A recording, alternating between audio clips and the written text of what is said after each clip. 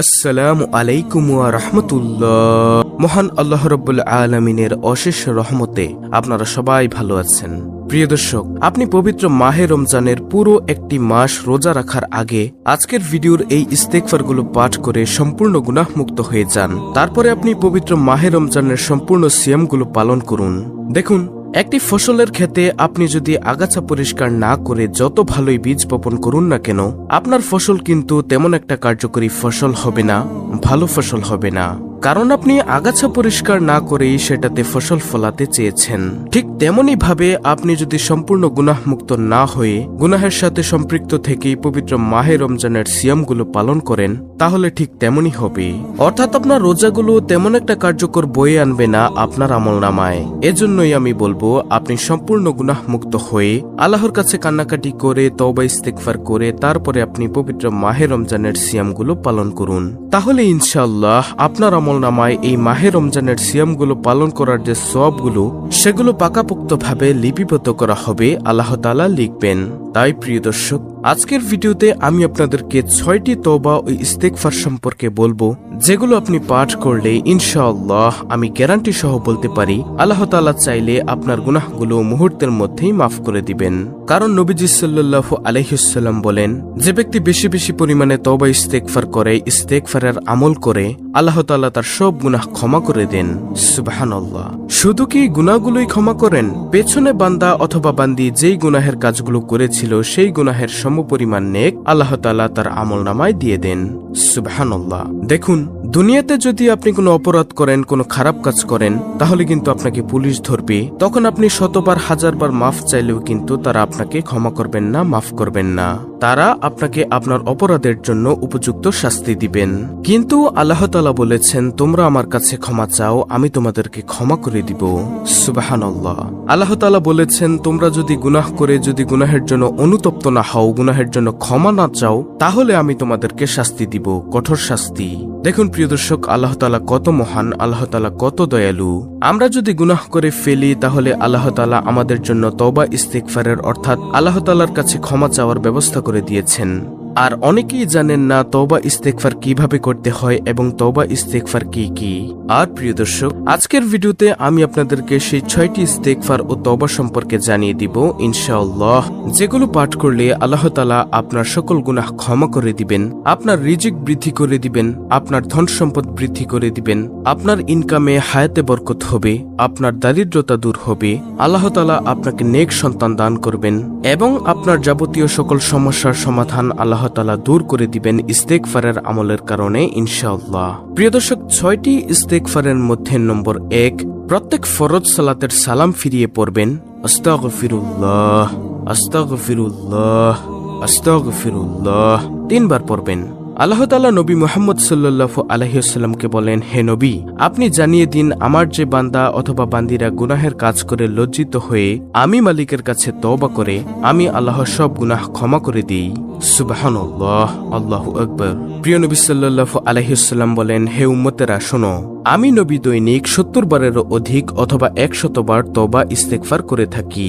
প্রিয় দর্শক, ভেবে দেখুন, একটিবার যেই নবীর কোনো গুনাহ নেই, যেই নবী একেবারে নিষ্পাপ, সেই নবী যদি দৈনিক 70 বার অথবা 100 বার তওবা ইস্তেগফার করতে পারে, তাহলে আমাদের তো গুনাহের কোনো শেষ নেই। তাহলে আমাদের কি পরিমাণে তওবা ও ইস্তেগফার করা দরকার একটিবার ভেবে দেখেছেন? তাই আপনি আল্লাহর কাছে ক্ষমা চাওয়ার জন্য প্রত্যেক ফরজ সালাতের পর সালাম ফিরিয়ে 3 বার পড়বেন আস্তাগফিরুল্লাহ, আস্তাগফিরুল্লাহ, আস্তাগফিরুল্লাহ। এটা হচ্ছে নবীজি সাল্লাল্লাহু আলাইহি ওয়াসাল্লামের সুন্নতি আমল। তারপরে দ্বিতীয় নম্বরে যে ইস্তেগফারটি সব সময় পাঠ করবেন সেটা হলো আস্তাগফিরুল্লাহ রাব্বি মিন কুল্লি যামবি ওয়া আতুবু ইলাইহি লা হাওলা ওয়ালা কুওয়াতা ইল্লা বিল্লাহ। এটা আমরা কম বেশি সবাই পারি। আমি আবার বলছি প্রিয় দর্শক, ভালো করে শুনুন। আস্তাগফিরুল্লাহ রাব্বি মিন কুল্লি যামবি ওয়া আতুবু ইলাইহি লা হাওলা ওয়ালা কুওয়াতা ইল্লা বিল্লাহ। ইনশাআল্লাহ এটা আমরা সব সময় বেশি করে পাঠ করার চেষ্টা করব। নবীজি সাল্লাল্লাহু আলাইহি ওয়াসাল্লাম বলেন, ও উম্মত শুনে রাখো, যে উম্মত বেশি বেশি পরিমাণে ইস্তেগফার পাঠ করে তাকে আল্লাহ তাআলা অনেকগুলো পুরস্কার দেন। আর যেই পুরস্কারের কথা এক ভিডিওতে বলে শেষ করা যাবে না। তাই প্রিয় দর্শক, দ্বিতীয় নম্বরে আমরা এই ইস্তেগফারটিও বেশি বেশি পরিমাণে পাঠ করব ইনশাআল্লাহ। তারপরে তৃতীয় নম্বরে যেই ইস্তেগফারটি সেটি হলো হযরত আদম আলাইহিসসালাম ও আম্মাজান হাওয়া আলাইহিসসালামের পাঠকৃত একটি দোয়া। এটি আল্লাহ তাআলা এতটাই পছন্দ করেছেন যে পবিত্র কুরআনুল কারীমের একটি আয়াত হিসেবে এটা দিয়ে দিয়েছেন। আর সেটা কি? তৃতীয় নম্বর ইস্তেগফারটি হলো রব্বানা যালামনা আনফুসানা ওয়া ইল্লাম তাগফির লানা ওয়া তারহামনা লানাকুনান্না মিনাল খাসিরিন। হযরত আদম আলাইহিসসালাম ও আম্মাজান হাওয়া আলাইহিসসালাম যখন জান্নাতি ফল খেয়ে ভুল করে ফেলেন, আল্লাহর কথা অমান্য করেন, তখন আল্লাহ তাআলা তাদেরকে দুনিয়াতে পাঠিয়ে দিলেন। দুনিয়াতে পাঠিয়ে দেওয়ার পর এক একজনকে পৃথিবীর এক এক জায়গায় ছেড়ে দিয়েছেন। দুইজনের কারোর সাথে কারোর সাক্ষাৎ নেই। তখন তারা একেবারে নিরুপায় হয়ে সব সময় কান্নাকাটি করতে লাগলেন। তখন আল্লাহ তাআলার দরবারে তারা শুধু একটি ইস্তেগফার করত, সেটা হলো রব্বানা যালামনা আনফুসানা ওয়া ইল্লাম তাগফির লানা ওয়া তারহামনা লানাকুনান্না মিনাল খাসিরিন। এটার কারণে আল্লাহ তাআলা তাদেরকে ক্ষমা করে দিয়েছেন এবং 350 বছর পর তাদেরকে একত্রিত করে দিয়েছেন। আল্লাহু আকবার। এটি পবিত্র কুরআনুল কারীমের মধ্যে একটি আয়াত নিদর্শন স্বরূপ হিসেবে দিয়ে দিয়েছেন আল্লাহ তাআলা।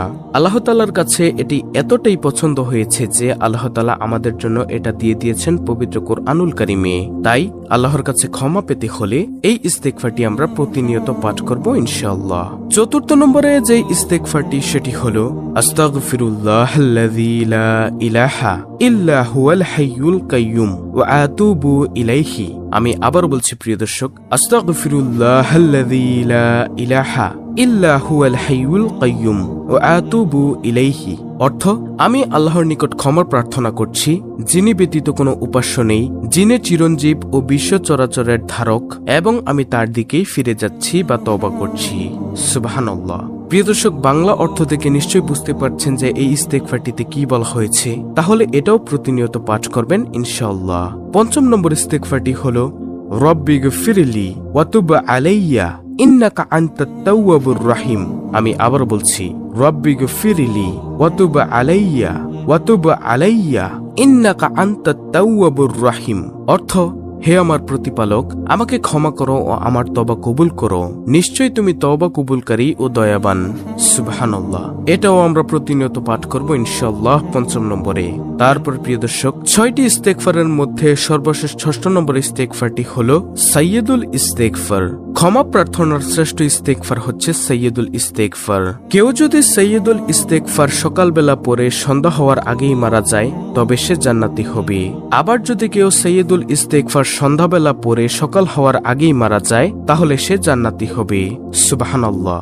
আর প্রিয় দর্শক, সেই সাইয়্যিদুল ইস্তেগফারটি হলো আল্লাহুম্মা আনতা রাব্বি লা ইলাহা ইল্লা আনতা খলাকতানি ওয়া আনা আবদুকা ওয়া আনা আলা আহদিকা ওয়া ওয়াদিকা মাস্তাতাতু আউযু বিকা মিন শাররি মা সানাতু আবুউ লাকা বিনি'মাতিকা আলাইয়া ওয়া আবুউ লাকা বিযামবি ফাগফিরলি ফাইন্নাহু লা ইয়াগফিরুয যুনুবা ইল্লা আনতা।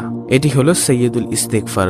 দর্শক, ভিডিওতে আমি যে ইস্তেগফারগুলো বলে দিয়েছি সেগুলো আপনারা প্রতিনিয়ত পাঠ করবেন ইনশাআল্লাহ। আল্লাহ তাআলা আপনার সকল মনের আশা পূরণ করবেন এবং আপনার সকল গুনাহ মাফ করে দিবেন।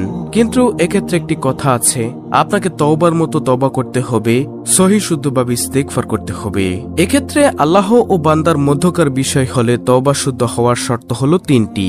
নম্বর 1, প্রতিনিয়ত যেই পাপ করছেন ওই পাপ থেকে বিরত থাকতে হবে। নম্বর 2, কৃত অপরাধের জন্য অনুতপ্ত হতে হবে। নম্বর 3, ওই পাপ পুনরায় না করার ব্যাপারে দৃঢ় প্রতিজ্ঞা করতে হবে, অর্থাৎ আপনি আর সেই কাজটি করবেন না, সেই প্রতিজ্ঞা করতে হবে। আর যদি পাপটি বান্দার সাথে সম্পৃক্ত হয়, তাহলে তাকে চতুর্থ শর্ত হিসেবে বান্দার নিকটে ক্ষমা চাইতে হবে। কোনো হক বা কিছু পাওনা থাকলে তাকে তা বুঝে দিতে হবে, না হলে তার তওবা শুদ্ধ হবে না। ইনশাআল্লাহ এগুলোই থাকলে আপনার তওবা ইস্তেগফার কবুল হবে। অত্যন্ত গুরুত্বপূর্ণ একটি ভিডিওটি ভালো লাগলে অবশ্যই চ্যানেলটিকে সাবস্ক্রাইব করে পাশে থাকা বেল বাটন অল বাজিয়ে দিবেন। ভিডিওটিতে একটি লাইক দিবেন এবং কমেন্টে আমিন লিখবেন এবং অন্য মুসলিম ভাই বোনদের কাছে ভিডিওটি শেয়ার করে দিবেন, যেন তারাও দেখে শিখে আজকের ভিডিওর এই ইস্তেগফারের আমলগুলো করে তাদের গুনাহগুলোকেও ক্ষমা করে নিতে পারে।